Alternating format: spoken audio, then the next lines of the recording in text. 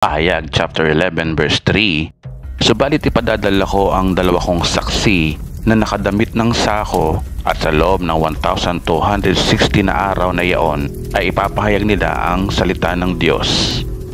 Sa verse na yan, ang propesiya ay magpapadala ang Diyos ng dalawang saksi.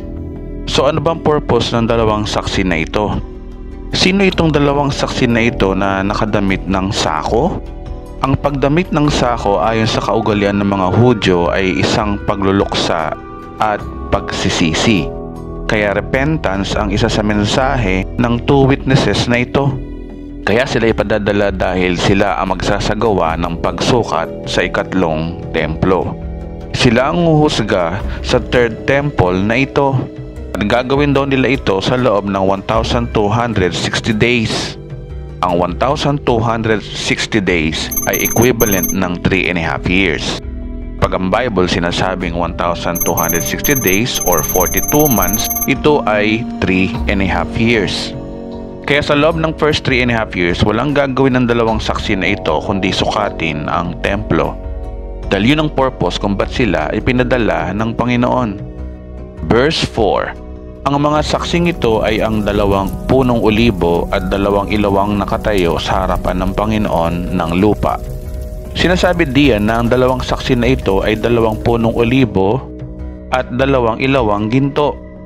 Ang tanong, ang 2 saksi bang ito ay 2 tao o 2 grupo ng mga tao? Well, meron ding mga ilang Bible scholar ay naniniwala na ang 2 saksi na ito ay grupo ng mga tao.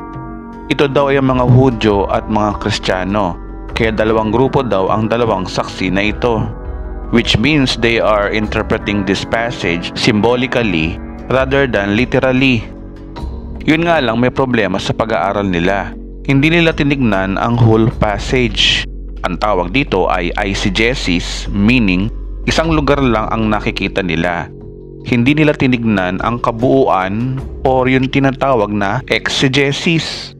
Kapag po ang isang symbol ay binabanggit din po ang kahulugan, hindi po tayo dapat magbigay ng kahulugan, kundi sundin natin yung kahulugan ng sinasabi ng Biblia, hindi yung sariling interpretasyon natin. Halimbawa dito yung sinasabi sa Revelation chapter 12 verse 3 tungkol sa dambuhalang pulang dragon. Kung titignan natin, isa pang palatandaan ng lumitaw sa langit, isang pulang dragon na napakalaki. Ito ay may 7 ulo at 10 sungay at may korona ang bawat ulo. Sa verse na yan, kung babasahin natin hanggang verse 8, pwede natin i-take ng literal. Literal talagang may lalabas na dambuhalang pulang dragon sa last days at meron daw itong 7 ulo at 10 sungay. Kasi wala namang bakas ng pagkakasabi na ito ay may kahulugan hanggang verse 8. Pero pagdating ng verse 9, tinapon ng dambuhalang dragon ang matandang ahas na tinatawag na Diablo at Satanas na nandaraya sa buong sanlibutan. So pagdating ng verse 9, sinabi na doon na ang dragon pala ay ang Diablo o si Satanas. Kaya hindi pala literal na dragon ito. So dito pinapakita na hindi pwedeng i-interpret ito ng literal, kundi ito pala ay symbolical lamang na ang dragon ay sumisimbolo kay Satanas o sa Diablo. Ganon din sa 2 saksi. Kapag sinabing 2 saksi, meaning ito ay literal na 2 individual o 2 tao, hindi grupo ng mga tao. Isa pa sa nagpapatunay na 2 individual na tao ang binabanggit dito ay nabanggit na rin ito ni Propeta Zacarias tungkol sa propesiya ng 2 punong olibo at 2 ilawang ginto. Isa talaga sa nakakamangha sa propesiya ng Book of Revelation na yung pahayag ni Apostol Juan ay may reference din sa mga Old Testament prophets na gaya ni Daniel, Zacarias, Ezekiel at Isaiah. Yan po ay nagpapatunay na ang Biblia ay harmonized sa isa't isa. Kahit na magkakaiba ng panahon, magkakaiba ng tao at magkakaiba ng propesyon, pero iisa ang sinasabi nila. Nagpapatunay na ang Biblia talaga ay tunay na salita ng Diyos. Sa part 6, kung papaano ang 4 horsemen ay nabanggit ni Propeta Zacarias, ganun din ang 2 witnesses. Nabanggit din sila ni Propeta Zacarias. Kung babasahin natin ang Zacarias chapter 4 verse 2 to 3, itanong niya sa akin, ano ang nakikita mo? Isang ilawang ginto po na may lalagyan ng langis sa itaas at may 7 ilawan. Bawat isa ay may 7 lalagyan ng mitsa. Sa magkabila nito ay ang puno ng olibo, sagot ko naman sa kanya. Ngayon talon tayo sa verse 11 to 14. Tinanong ko sa anghel, ano naman po ang kahulugan ng 2 puno ng olibo na magkabila ang ilawan? Bakit may 2 sanga ng olibo at magkabilang tabi ng gintong tubo na buhusan ng langis? Hindi mo ba alam kung anong mga yan? Patanong na tugon niya sa akin. Hindi po, sagot ko. Yan ang 2 taong pinili ni Yahweh at pinahiran ng langis upang makatulong niya sa pamamahala sa daigdig, sabi niya. So bagamat tungkol sa Second Temple ang konteksto diyan, ang templong binabanggit diyan ay kumakatawan pa din sa templo ng Israel sa mga huling araw. Kaya ang 2 saksi ay nabanggit na noon pa man, na ang 2 ilawang ginto at 2 puno ng olibo ay kumakatawan sa 2 taong pinili ng Diyos na maisagawa ang kanyang plano sa daigdig sa mga huling araw. Since sa Old Testament pa lang nabanggit na sila, kaya ang 2 saksi na ito ay mga Old Testament characters.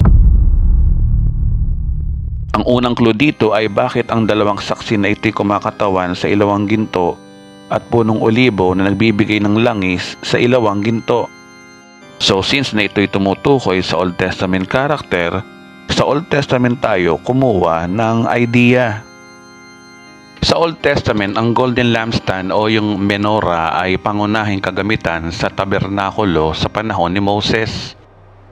Sa panahon na naitayo ang First and Second Temple, ang menorah ang pinaka-iconic pagdating sa templo.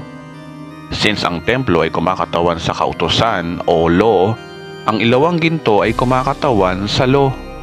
Ang punong olibo na nagbibigay ng langis sa ilawang ginto ay ang olive oil. Ang olive oil ay kumakatawan sa God's anointing ayon sa Old Testament.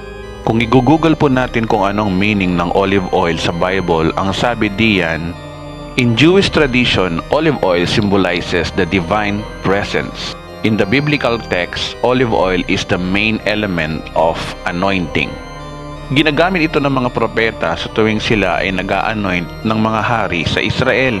Gaya ni Saul at David, sila ay pinahiran ng langis. Simbolo ng anointing o pagpili ng Diyos sa kanila sa pamamagitan ng propeta. Ito ay nasusulat sa Samuel chapter 10 at sa 1 Samuel chapter 16. Kaya ang olive oil ay instrumento ng mga Old Testament prophet. Kaya ang olive tree ay kumakatawan sa office of the prophet. Kung i-google mo kung ano ang simbolo ng ancient Israel, ito ang iyong makikita. Menorah is a 7-branch candelabrum that has been used as a symbol of Israel since ancient times. The nation emblem of the state of Israel include a menorah flanked by 2 olive branches. So ang 2 ginto o yung menorah at yung 2 olive branches ay talagang symbol ng ancient Israel kahit panahon pa ng Old Testament. Pinapahiwatig na ang 2 witnesses na ito ay mga Hudyo at hindi mga Kristiyano gaya ng interpretasyon ng ibang Bible scholar. Pagpapatuloy po natin ang pagbabasa sa verse 5 hanggang 6. Kapag may nagtangkang manakit sa kanila, magbubuga sila ng apoy at tutupukin ang kanilang mga kaaway. Sa ganong paraan mamamatay ang mga nagtatangkang manakit sa kanila. May kapangyarihan silang isara ang langit upang hindi umulan sa panahon na magpapahayag nila ng mensahe mula sa Diyos. May kapangyarihan din silang gawing dugo ang tubig at magpadala ng anumang salot sa lupa tuwing naisin nila. Sa verse na yan na ang 2 saksing ito ay may kapangyarihan na tupukin ng apoy ang kanilang mga kaaway. Kaya pag sila ay tinangka mong saktan, bubughan ka rin nila ng apoy hanggang ikaw ay mamatay ayon sa verse na yan. Naniniwala kong ito'y literal, supernatural dahil Biblia na po ang may sabi. At sinabi din diyan na may kapangyarihan silang isara ang langit upang huwag umulan sa panahon na magpapahayag sila ng mensahe ng Diyos. May kapangyarihan silang gawing dugo ang tubig at magpadala ng mga salot. So ang clue natin ngayon sa 2 witnesses na ito ay una, sila ay may dugong Hudyo. Pangalawa, sila ay mga Old Testament characters. Pangatlo, sila ay nagre-represent sa Jewish office of the prophet and office of the law.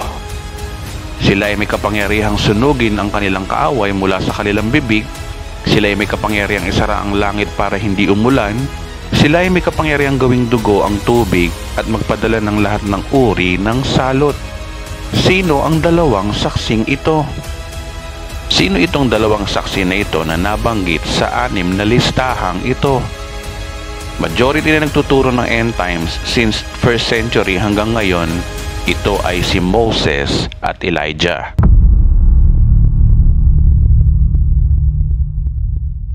At ito rin po ang paniniwala ko na si Moses at Elijah ay babalik sa mga huling araw. And I will show you some proof. Una, bakit si Elias? Una, siya ay propeta. Remember, ang punong olibo ay sumisimbolo sa propeta. Pangalawa, siya rin ay may kapangyarihang magtupok ng apoy sa kanyang kaaway gaya ng dalawang saksi. Nakasulat sa 2 Hari chapter 1 verse 9 to 12, 2 beses pinaulanan ng apoy mula sa langit ni propeta Elias ang 50 kawal ni Haring Ahasias. At nakasulat din sa 1 Hari chapter 18 verse 36 to 37 na nagpababa ng apoy mula sa langit si propeta Elias para tupukin ang handog sa harapan ng mga propeta ni Baal. Number 3, hindi pa po siya namamatay. Kung babasahin natin ang 2 Hari chapter 2 verse 11, patuloy sila nag-uusap, walang ano-ano'y pamagitna sa kanilang isang karuwaheng apoy na hila ng mga kabayong apoy. Nagkahiwalay sila at si Elias ay inakyat sa langit sa pamamagitan ng ipo-ipo. Sa verse na yan, nakakaiba ang paglisan ni Elias na hindi dumanas ng kamatayan. Pang-apat, dahil merong propesiya na isusugo ng Diyos si Elias sa mga huling araw. Ang sabi sa Malakias chapter 4 verse 5, ngunit bago dumating ang nakahihindik na araw ng Panginoon, isusugo ko sa inyo si propeta Elias. Maliwanag sa verse na yan na halos 300 years ago na nang bago umakyat sa langit si Elias, na isulat ang katagang ito. Malinaw sa verse na yan na may propesiya na talaga na babalik si Elias sa mga huling araw bago dumating ang ating Panginoong Hesus. Panglima, dahil ang mga Hudyo ay talagang inaantay nila si propeta Elias ayon sa Torah. Ang mga Hudyo, dahil alam nila ang Malakias chapter 4 verse 5 na babalik si Elias, naniniwala ang mga Hudyo na babalik si Elias sa mga huling araw. Ayon sa Britannica.com, ang Judaism ay may paniniwala tungkol sa pagbabalik ni Prophet Elijah bago dumating ang kanilang Mesaya. Naniniwala sila na si Propeta Elias talaga ang magpapaliwanag ng mga kontrobersyal na katuruan tungkol sa Torah bago dumating ang kanilang Mesiyas. Ang katuruang ito ay tinatawag na Elijah's Cup. Ayon sa kaugalian ng mga Hudyo, ang ika-5 seremonya nila tuwing pagkatapos nilang gawin ang hapunan ng Passover, nagiiwan sila ng isang kopita bilang pag-aantay nila kay Propeta Elias. Number 6, dahil si Propeta Elias ay minsan nagawa niyang magpahinto ng ulan. Gaya ng nabasa natin kanina, ang dalawang saksing ito'y may kapangyarihang silang isara ang langit upang hindi umulan sa panahon ng pagpapahayag nila ng mensahe mula sa Diyos. Si Propeta Elias noong nandito pa siya sa mundo ay minsan na niyang nagawa ito. Ang sabi sa Biblia sa 1 Hari kapitulo 17 versikulo 1, si Elias ay isang propetang taga-Tisbe sa Gilead. Sinabi niya kay Ahab, "Saksi si Yahweh, ang buhay ng Diyos ng Israel na aking pinaglilingkuran, hindi uulan ni hindi magkakahamog sa darating na taon hanggat hindi ko sinasabi." So ang linaw sa verse, kapareho ni Elias ang isa sa dalawang saksi na kayang isara ang langit para hindi umulan. Ngayon, gaano ba katagal na hindi umulan? Ayon sa Santiago chapter 5 verse 17, si Elias ay isang tao na tulad din natin. Nang mataimtim siyang nanalangin na huwag umulan, hindi nga umulan sa loob ng 3 taon at 6 na buwan. Sabi sa verse na yan, taimtim siyang nanalangin na huwag umulan at hindi nga umulan sa loob ng 3.5 years. Kapareho din ang dalawang saksi na magpapayag sila ng salita ng Diyos sa loob din ng 3.5 years. So ibig sabihin, kung nagawa ni Elias noon na huwag umulan sa loob ng 3.5 years, gagawin din niya kaya ito sa loob ng 1,260 days or 3.5 years? Pangalawa, bakit si Moses? Si Moses ang kumakatawan sa law. Gaya na pinag-aaralan natin kanina na ang ilawang ginto o yung menorah ay sumisimbolo sa law o kautusan. Ang tanong, sino ba sa Old Testament character ang nagpasimula ng law? Sabi sa John chapter 1 verse 17, "For the law was given through Moses, grace and truth came through Jesus Christ." Nagsimula ang law kay Moses, kaya ang simbolo ng ilawang ginto ay kumakatawan kay Moses. Pangalawa, siya ay may kapangyarihang magtupok din ng apoy sa kanyang kaaway gaya ng dalawang saksi. Kung babasahin natin ang Bilang chapter 16 verse 31 to 32 o 35, hindi pa halos natatapos ang salita ni Moses, bumuka ang lupa at nilulun ng buhay sina Kore, pati ang kanilang kasambahay at ari-arian. Samantala, nagpaulan ng apoy si Yahweh at tinupok ang 250 na kasamahan ni Kore na nagsunog ng kamanyang. Sa kapangyarihan ng Diyos ang dahilan kung bakit si Moses ay nagawa niya ang mga bagay na ito. Kaya kung nagawa ni Moses ito noon, magagawa rin niya ito sa future ayon sa Revelation chapter 11. Number 3, si Moses ay may kakayanang gawing dugo ang tubig at magpadala ng anumang salot gaya ng dalawang saksi. Remember, sa book of Exodus, siya lamang ang Old Testament character na binigyan ng kapangyarihan na gawing dugo ang tubig at magpadala ng 10 uri ng salot sa Parao na nais ng Diyos na palayain ang kanyang bayan mula sa Ehipto.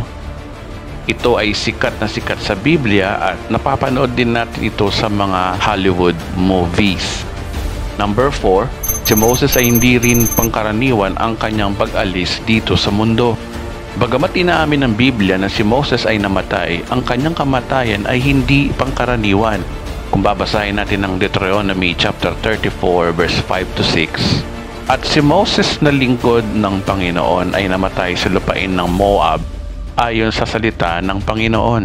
Inilibing siya ng Panginoon at isang lambak sa Moab sa tapat ng Bat Peor, ngunit ngayon wala pang nakakaalam ng tiyak na lugar. Ang sabi diyan, ang Diyos mismo ang naglibing sa kanya at walang nakakaalam ng tiyak na lugar kung saan daw inilibing ng Diyos si Moses ayon sa verse na yan.